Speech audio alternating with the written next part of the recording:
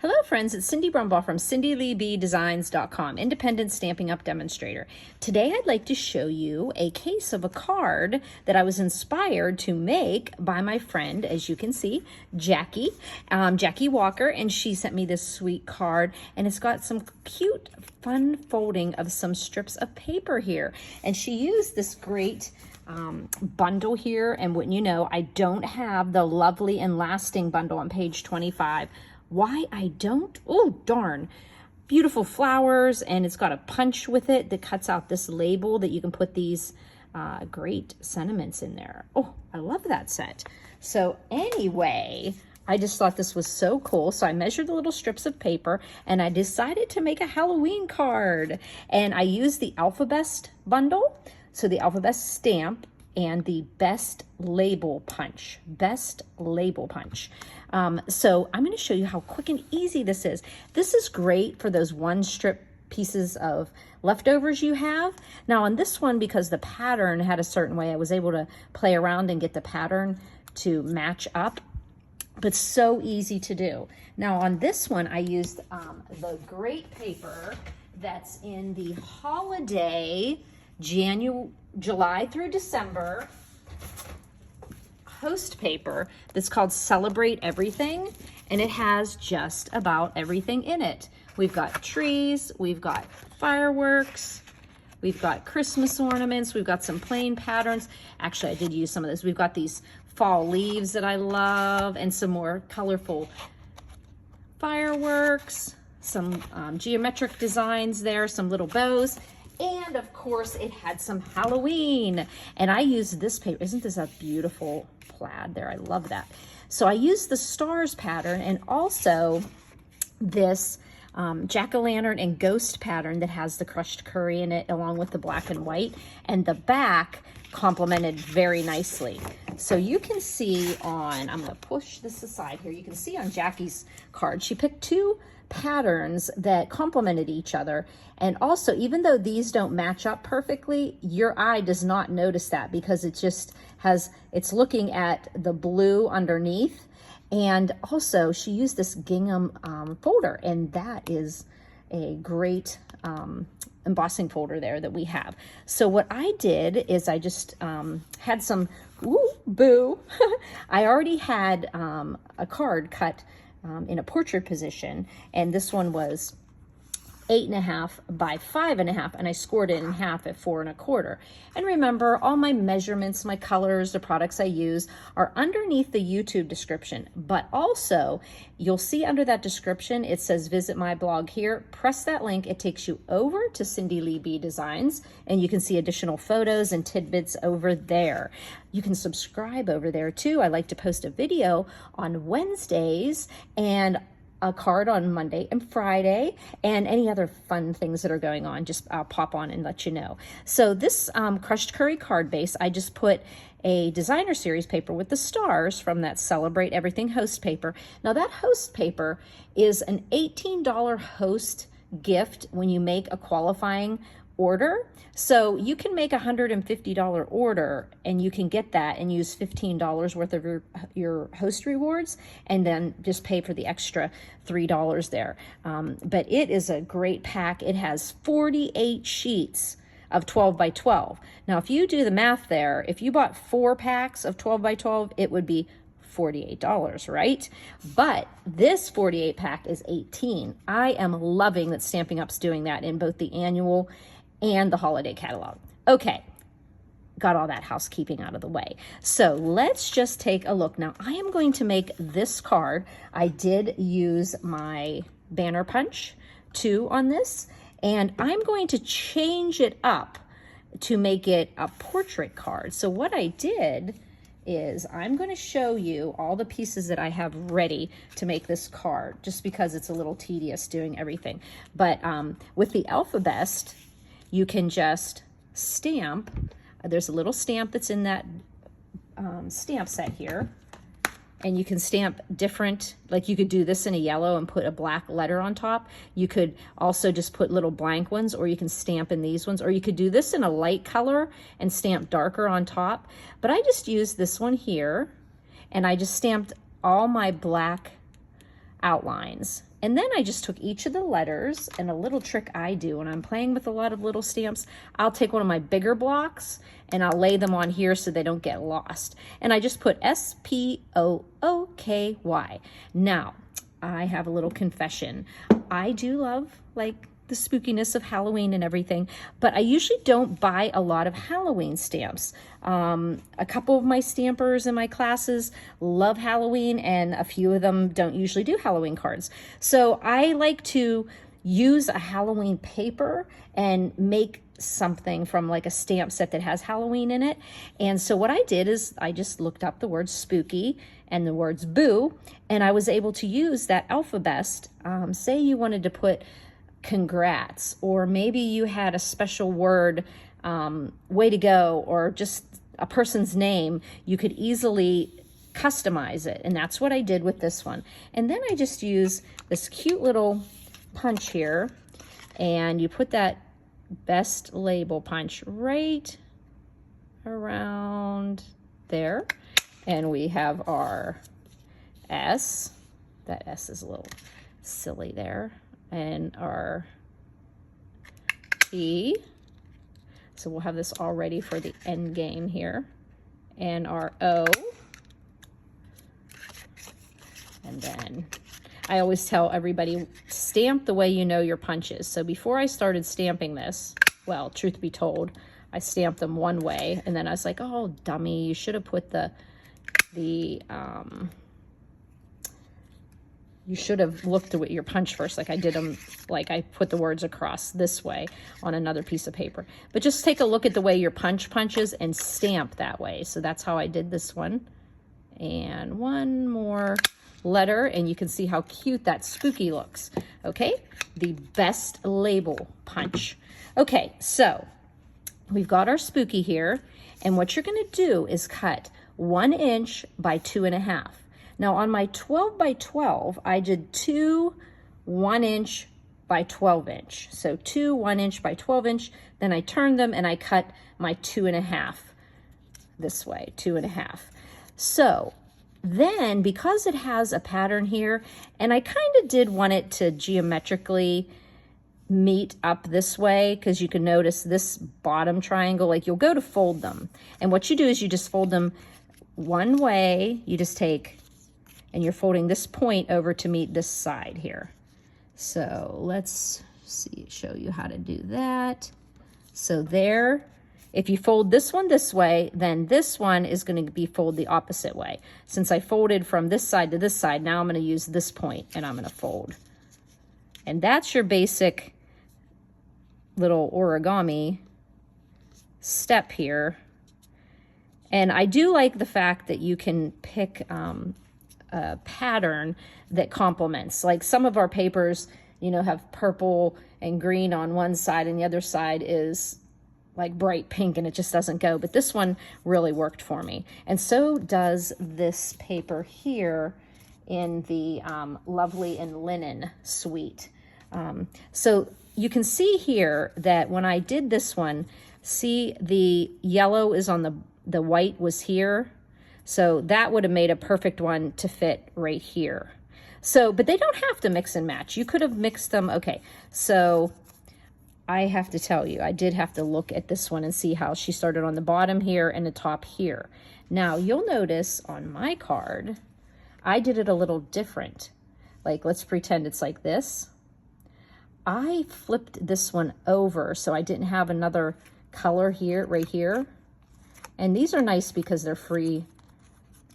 They're free to pop up and have some dimension on the card. But I decided to fold these ones back underneath the stars because I wanted to see more of the Halloween there. So that is what I did. But if you did it the way my friend Jackie did, you're going to have more of the triangle showing. So I am going to do that on this one.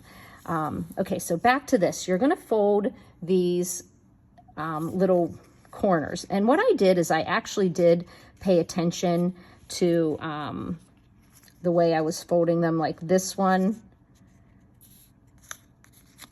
If I fold it this way, is going to match up with this one here. No, it isn't.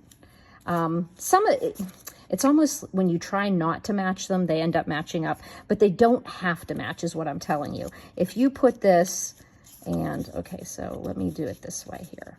So I'm folding this just so that it gets flush with the other side.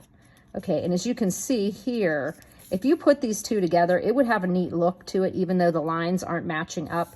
But if you put it with this one, it does match up. So it's pretty cool when you can fiddle around with the design of your designer series paper. But as I said, when you look at these don't match up, but your eye doesn't look at it and say, this doesn't make sense, because it's just the pattern. So you can match them up, or you could have them, you know, going a different way.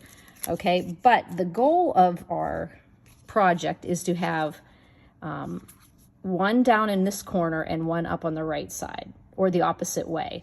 Okay, so what I'm going to do here is I went ahead and folded all of mine, and I'm going to leave these yellow ones showing. So what you're going to do is let's take all these pieces off. I'll show you how to do that banner as well.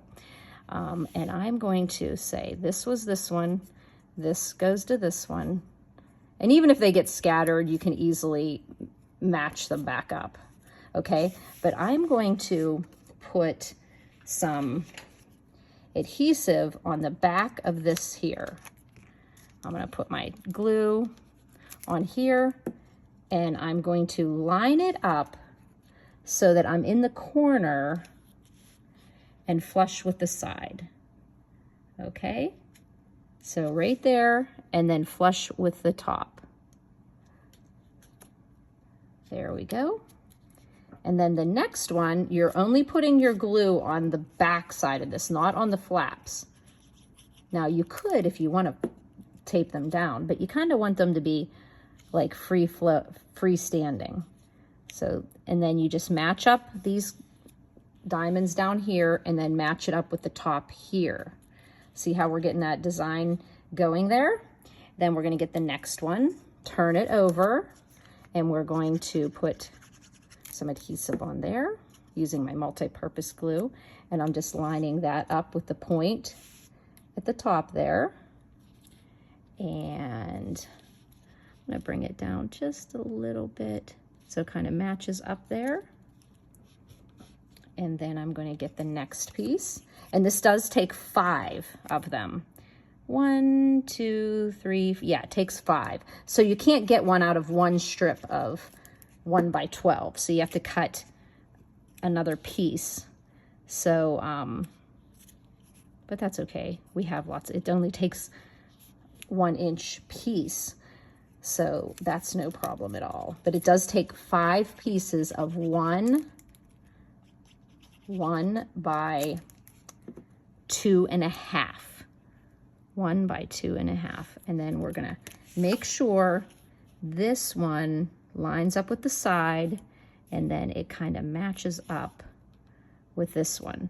And because we aren't machines, I think that's why I maybe folded mine back, because I can get this to match up really nicely here. Fold it down there so I've got my flaps. So if I wanted to, I could fold this back. And I think I think that's what I liked about that. I liked being able to fold that back because you get to see just a little more of the Halloween paper. So just pull that piece so that it's flush with the back. This is a pretty pattern too. And then I'm going to fold this one back here. That's why I folded it back, just so, but you don't have to, you know, like I said, Jackie didn't do that on her card. But you see more of the Halloween whenever you fold that flap back. So now what we're going to do is go ahead and put that on the front of the card. When you score your card, and this is the valley you made with your scoring, I always make that the outside binding of the card, which is meaning that I fold towards this bump, okay? And then that is lined up, and I'll take my bone folder and get a nice crease on my fold, And then I can just put this on the front of my card. So I'm just gonna put some glue. The glue is cooperating with me today, thank you. Okay, and I'm going to put that so that I have a nice 1/8 inch border. When my designer series paper is 4 by 5 1/4, that gives a 1/8 inch border on the top, bottom, left, and right sides. Okay, so now, like I said, you could glue these flaps down, but it's kind of neat, you know, that they can kind of be flying in the air there.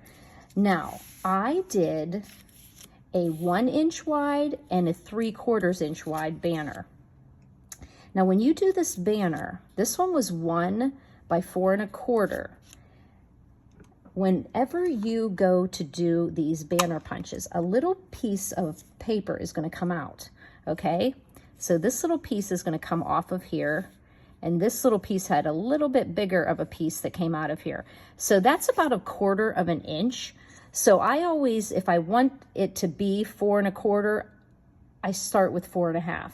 And so I started with 4 1/4, and it goes down this way. This one was 4 1/2 because it is, you can see I made it longer. So you can see I wanted it a little bit longer than this one. So if you want this to be like 4 inches, you're going to need to make it 4 1/4. If you want this to be 4 1/4, you're going to have to make it 4 1/2, because that much of it comes off when you cut it. That's 1/4 inch right there, okay? And it's 1/4 inch right there.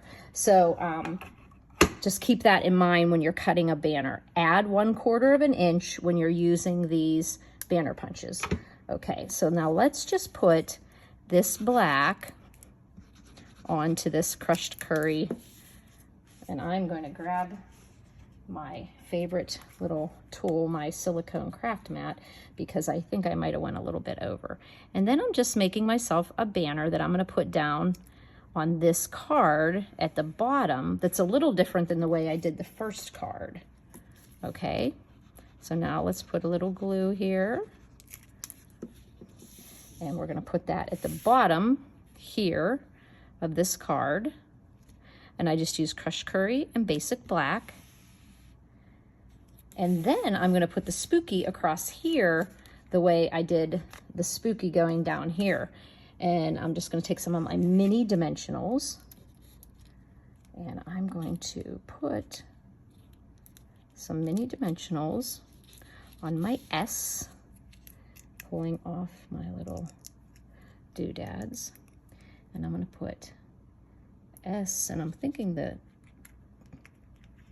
P, O, O, K, Y. I just want to see where I was going with that word there. So I'm going to go towards the top of the P here, because I'm going to overlap the bottom of the P. Oh, yeah, there I am on camera. Okay. Little tiny dimensionals. Mini, mini, mini. Okay, so then I'm going to put the P like that, and then the O, I'm going to put it, the dimensional, down towards the bottom, because that seems to be like it'll layer at the top. So we'll do the little O going the opposite way there, O, and then I'm going to put it at the top of the back here on this one. O, S-P-O, O, and then we're going to put our K, and our K, you're going to have your dimensional down towards the bottom, if that's the way you decide to do it. And this would look cute with like festive paper for a birthday. You could put the person's name, so a K, and then the Y is going to go at the end here. And we're going to put the dimensionals at the top of the Y.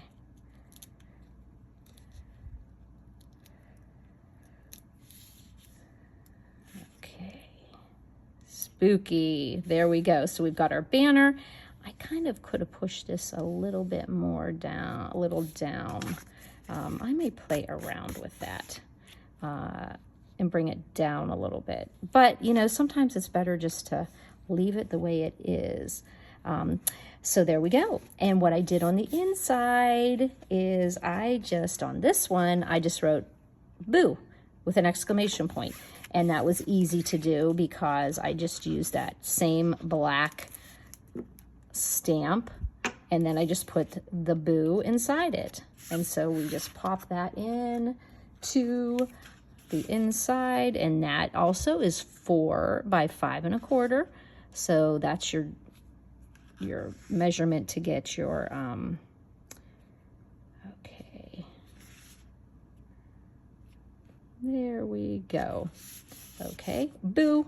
And then on this one, because I went portrait, I did this way.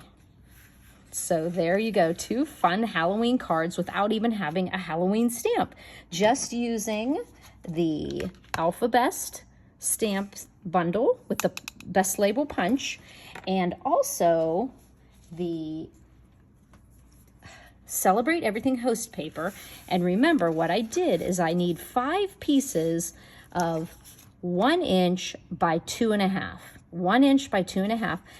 I prefer to have pieces that kind of coordinate nicely both sides, but it doesn't have to do that. Like for instance, I was playing around with the candy cane paper, and you can see here with this candy cane paper, I like the way the colors match, and I was just like kind of playing around with this one, and I actually loved that this retired diamond embossing folder really looked pretty with the shape of our diamonds, with the squares turned on the side. Now you can tell on this one, all of my stripes this one's going this way, these 3 are matching, and these ones are matching here. So it all depends on, you know, the direction of your designer paper.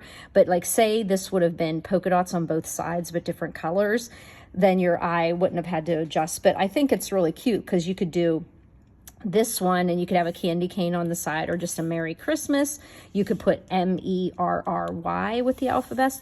You could turn it this way, and when you turn it this way, you wouldn't mind leaving all of these folded ones on the sides, right here and here, because it actually adds to the card doing that. Like this one, I thought I wanted to make sure that they could see more of the Halloween because, you know, because some of it's covered up. So I did fold it under. So 2 different ways you could do, you know, this way and have it this way.